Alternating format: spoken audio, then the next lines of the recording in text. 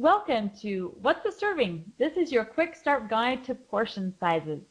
This guide will give you additional detail on how to count your food so that you can maximize your success in the Forever Body Transformation Program and do just that, change your body forever. The beauty of the FBT food plan is that you don't have to count calories. You don't have to count fat grams. You don't have to buy any special food. Remember, this isn't a diet. This is a new way of eating, and any food fits.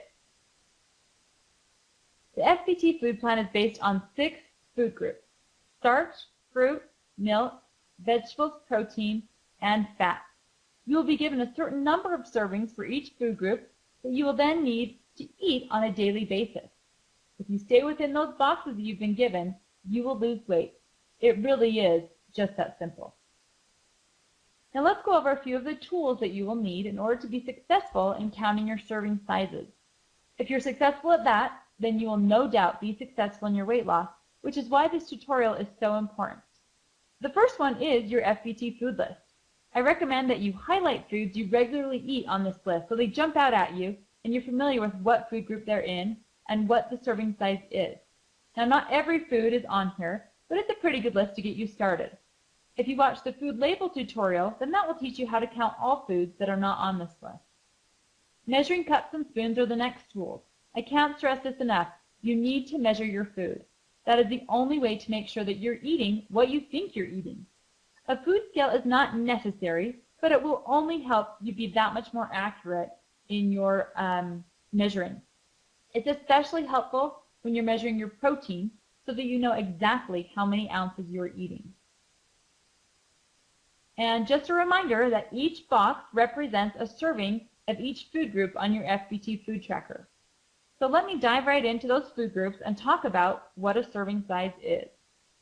Let's start with starch. A couple guidelines with starch is that you always want to try and choose less white and refined starches and more whole grain, whole wheat starches. They're going to have more fiber, and that's going to keep you full longer. It's also better for your overall health. When it comes to starches, you want to measure your serving sizes after they have been cooked. So pasta and oatmeal and those kinds of things cook larger. So we want to start with the half-cup serving after it's been cooked, not before. A serving size would be a slice of bread, a 6-inch tortilla, half a hamburger bun, or half an English muffin. A half cup of cooked oatmeal or pasta would count as 1 serving. A 1/3 cup of rice or quinoa. A 1/3 cup of beans.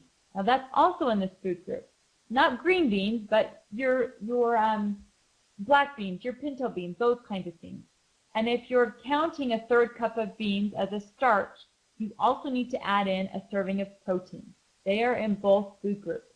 So if I have a 1/3 cup of beans, I'm counting it as 1 starch and 1 protein. Cereal is also in this group, and it's typically 3/4 of a cup of an unsweetened cereal. Now, cereals really are kind of all over the place when it comes to how much you can have, so that's a guideline, but if you learn how to read food labels, then you can know exactly based on the food cereals, the breakfast cereals that you choose. Continuing with starch or starchy vegetables. Potatoes, corn, peas, and winter squash are going to be your common choices that still stay in the starch group even though they're vegetables. So when it comes to potatoes, it would be a half cup if they're mashed. If it's a whole potato, you want to think about the size of a red new potato. 1 would count as 1 serving, which would translate to about a 1/4 or a half of a russet or a sweet potato. Corn is half a cup. If it's on the cob, you want to shoot for a medium-sized cob of corn. And peas, also half cup. Winter squash, like pumpkin, acorn, and butternut squash, would be 3/4 cup serving. Summer squash, like yellow squash and zucchini, are actually in the vegetable group, and you don't have to count them as starches. Starchy snacks, also in this group. Things like popcorn and crackers and chips. You can see the serving sizes here. 3 cups of popcorn, if it's air popped, only counts as 1 serving of starch. That can be, if you get the munchies, popcorn can be a great way to use it. 6 saltine crackers, 3 graham cracker squares, 12 wheat thins that are reduced fat, and 5 Triscuits all count towards 1 serving of starch. Now with chips, let's use tortilla chips as an example. I could have 12 tortilla chips that would count as 1 serving of starch. Now, because of the oil that's in those chips, I also need to count 1 serving of fat. So with those 12 wheat thins, I'm picking the reduced fat kind. I don't have to add a fat. If I choose 12 regular wheat thins, then I need to add that fat back in. And the last thing with starch is added sugars. A tablespoon of sugar, jam, jelly, pure maple syrup, agave, honey, or molasses all count towards your starch. 2 tablespoons of stevia would also count as 1 serving of starch. And as a guide, if you look at your hand and your thumb, 1 tablespoon is about to the first knuckle on your thumb. Now, just to show you how fast starches can add up if you eat a lot of sugar, is let's take a soda. A can of regular soda with all of the sugar that's in there would actually count as 3 of your starches. So if you only have 6 starches for the day, half are gone just by drinking that can. And soda's not going to fill you up like whole wheat bread or quinoa would do. So please choose wisely. If you love regular soda, it's going to have to be one of those every once in a while types of choices, because you just won't be able to get the nutrition, the fiber that you need if you're using all your starches in sugar. The next food group is fruit.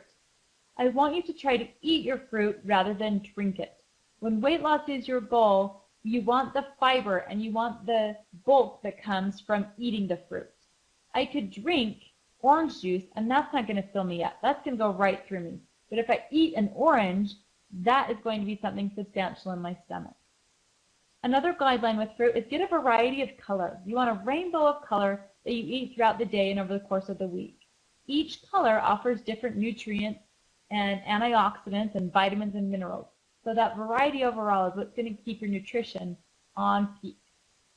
If you choose canned fruit, you want to choose canned fruit that's in its own juice and not in any kind of syrup, because if it's in a syrup, you'd have to add extra starch because of the sugar.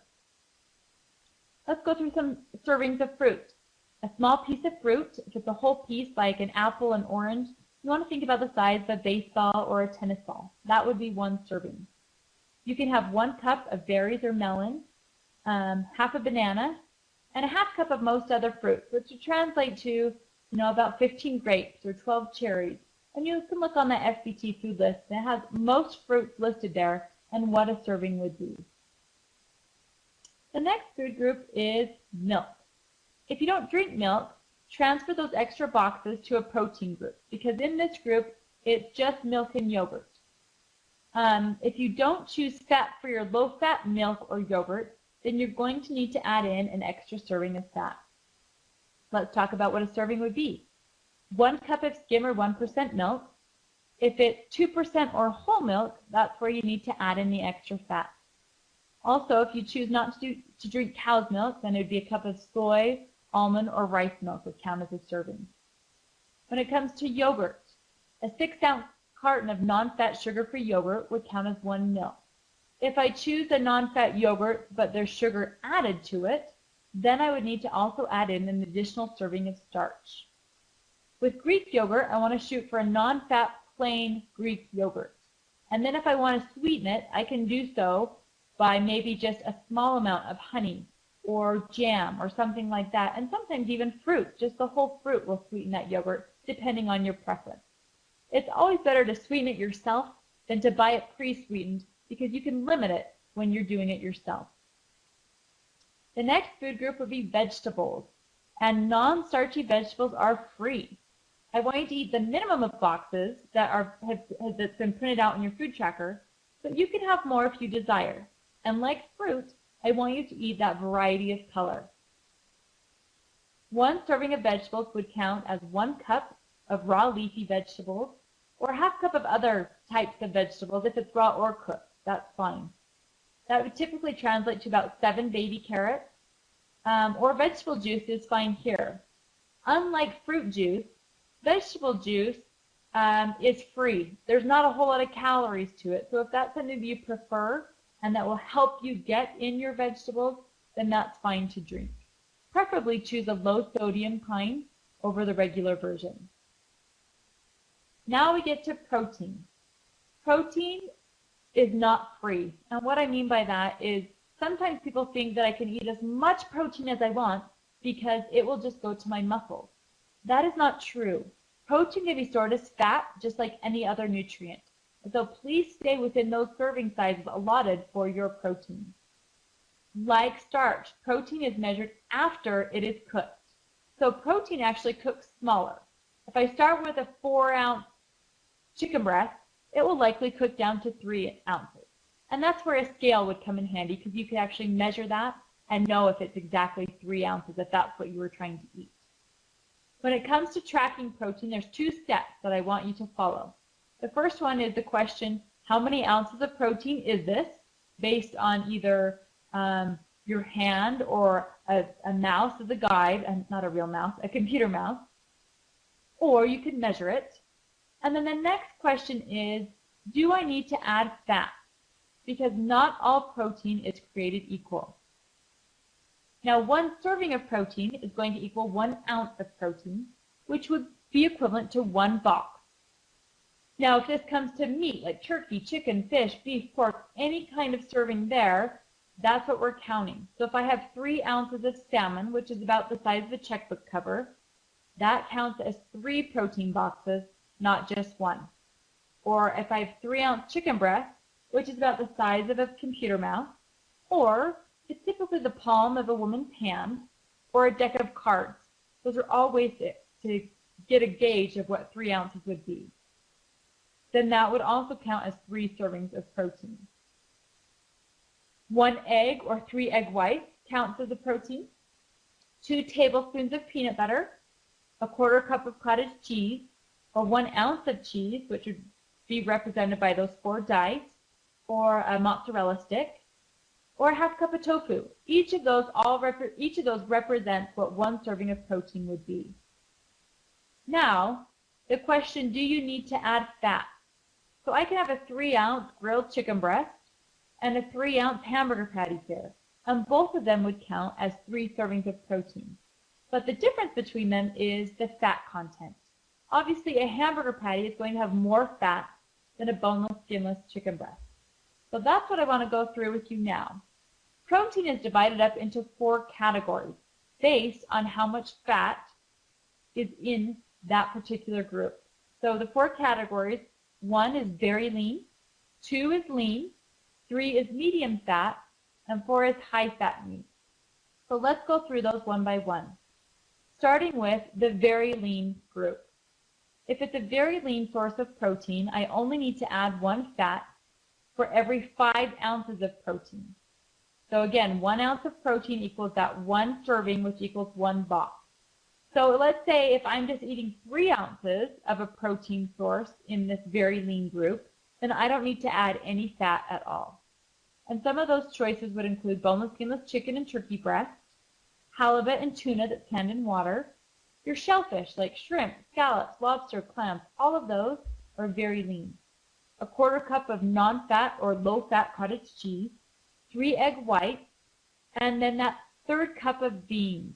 Remember that we talked about that it counted as a starch and a protein? Well, here's the reminder again that it counts as a protein and a starch. So count them in both spots. The next group is lean protein.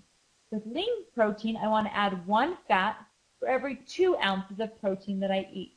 And this is the first time that we see beef. You want it to be USDA Select or choice grades of beef. And if it's ground beef, 90% or leaner. The words round, sirloin, flank steak, and tenderloin all equal lean, or rib chuck or rump roast as well. Pork would be lean ham or pork tenderloin. Canadian bacon would fit in this group. And if it's poultry, dark meat is in the lean group with no skin, or white meat with skin. Salmon is in this group, as well as 2 tablespoons of Parmesan cheese would count towards lean. So as an example with the lean, 1 fat for every 2 ounces of protein. If I have 4 ounces of salmon, then I would count that as 4 servings of protein and 2 servings of fat, because it's 1 fat for every 2 ounces. Moving on to the third group, which is medium fat. Medium fat is 1-to-1. I add 1 fat for every ounce of protein that I eat. And this includes most other beef products. Other ground beefs that are not 90% or leaner, ribs, corned beef, or any prime grade of beef. So when somebody offers you at a restaurant 12 ounces of prime rib, that would count as 12 proteins and 12 fats. And most people don't have that many servings to choose. So if prime rib is something that you love and enjoy, you're going to have to eat it at a much smaller scale. Pork, top loin or pork cutlets would be in this group. Now if it's ground chicken or turkey, I want to be clear here, it would be in the medium fat group. If it's specified that it is ground chicken or ground turkey breast, then it's back in our very lean group and you don't have to account fat for it. Sometimes people choose ground turkey as a healthier option, but when it doesn't specify that it's ground turkey breast, then they include the dark meat and the skin in there, which can make it fattier than a lean ground beef. So just be aware of that. A mozzarella cheese stick would count as 1 protein and 1 fat, as well as 1 whole egg, 1 protein, 1 fat. And the last group with protein is high fat. This actually has more fat than protein, so I'm adding 3 fats for every 2 ounces of protein. And this includes most other cheeses. Cheddar, Swiss, Blue, Colby, anything like that is going to be more fat than protein. Other sources of protein are things that are not really heart healthy in any way, and so should be eaten on an occasional basis. Things like sausage, knockwurst and bratwurst, spam and bacon. The one thing that is a good choice in this group is peanut butter, and that would be 2 tablespoons of peanut butter. That would count. It's kind of in the middle. It doesn't fit in this group totally, so that's why I have this written out on the side by itself. 2 tablespoons of peanut butter would count as 1 protein and 3 fats. And when it comes to peanut butter choices, I want you to try and choose a natural peanut butter. And it's a peanut butter that usually has the oil on the top, so it doesn't look as appetizing, but that is the peanut butter that if you look on the ingredient label, it simply has peanuts. Sometimes it will include a little bit of salt. It doesn't have all these extra additives of oils and sugar to keep it all together. The trick with natural peanut butter is it does need to be refrigerated. And if you just tip that jar upside down in your fridge, then that oil disperses throughout and you don't have to stir it over and over again. Okay, the last group is fat. So as you can see that we've just talked about with protein, you can see that we count the fat that's in our food if I'm choosing peanut butter, or if I'm picking those potato chips, then I'm counting those as protein and fat, or starch and fat. But then there's also fat on its own, that if I'm adding it to food or eating it on its own, I need to account for those servings as well. I want you to try to have more of your fat come from plant sources than animal sources, because those plant choices are just overall healthier for your heart. Now let's go through what 1 serving of fat would be. Some common ones would include a teaspoon of butter or a tablespoon of cream. Those would be animal choices. Plant choices, a teaspoon of olive or canola oil, a teaspoon of mayonnaise. Now peanut butter fits here if it's in a smaller serving size. If I just want to have 2 teaspoons of peanut butter versus 2 tablespoons of peanut butter, that would just count as 1 fat. A tablespoon of salad dressing, 1/8 of an avocado, and 6 almonds or cashews or 4 walnut halves would count towards 1 serving of fat.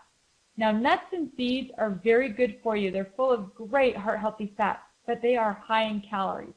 So a lot of times people can just keep eating nuts over and over again. I want you to make sure you're counting them out and counting those fat boxes accordingly. Now the next food group that I want to talk about, which isn't an official food group, but sweets and treats. Let's go through a couple and then I'll give you some examples. So if I wanted to have a 2-inch square brownie, it's not a huge serving, but a 2-inch square would count as 1 starch and 2 fat. 2 small cookies would count as 1 starch and 1 fat. A 1/2 cup of ice cream would count as 1 starch and 2 fat. And so I need you to know that treats can be included in this plan, but they need to be planned in, not eaten on a whim. So if I make brownies and I want to have one after dinner, then let's say for my dinner, the FBT plan is giving me the guidance that I should have 1 serving of starch, 3 servings of protein, 3 servings of vegetables. If I want to have that brownie, I'm not going to have starch with my meal. I'm going to utilize that serving of starch for the brownie that I'm going to eat after my meal. And I'll make sure that I have 2 servings of fat available in my boxes, and then I can eat that 2-inch square brownie and enjoy every single bite and not feel one bit of guilt and not feel like now I'm off my diet.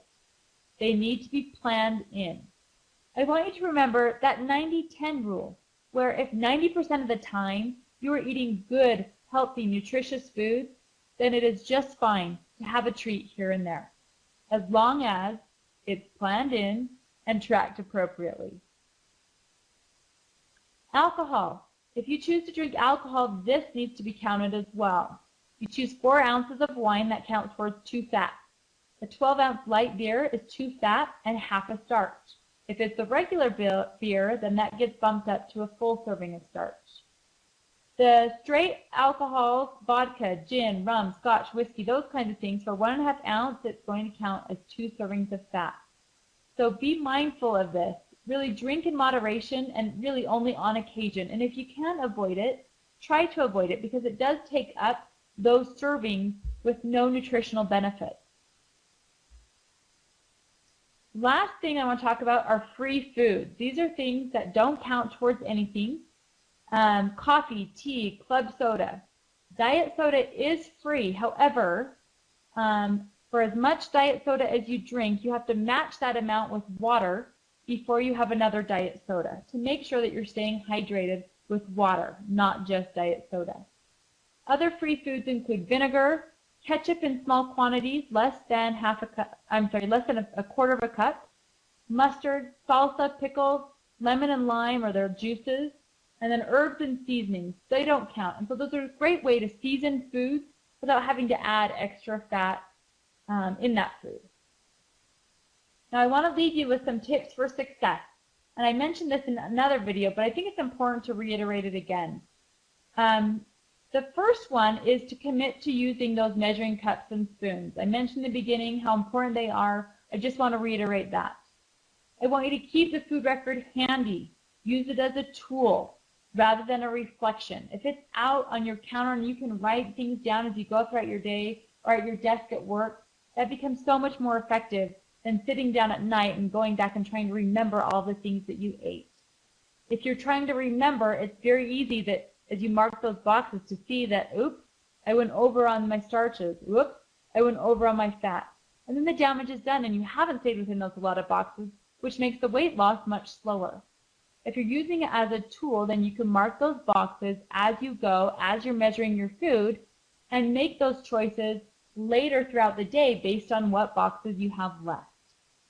Continue to watch the other videos, the one that's on portion sizes. This is the one that's on the food labels, That's going to give you more guidance as to how to eat when you go to a restaurant or to how to eat something that's not on that food list. And the last thing is to commit to 2 solid weeks, that you're measuring your food, you're weighing your food, you're figuring out which food group it goes in, because you will find if you commit to that, giving yourself a few extra minutes every day to figure that out, the plan and the program becomes so much easier as time goes on. You eat similar foods within a 2-week time frame. And so if you commit to figuring that out once, it becomes so much easier the next time you do it. I want you to know that I know that you can do this. This is a plan that will change your life, but you have to commit and you have to allow yourself a few extra minutes every day to keep track and to measure your food. But isn't that worth it? I would say yes. I can't wait to hear your success story. So pull out the measuring cup and start measuring those portion sizes.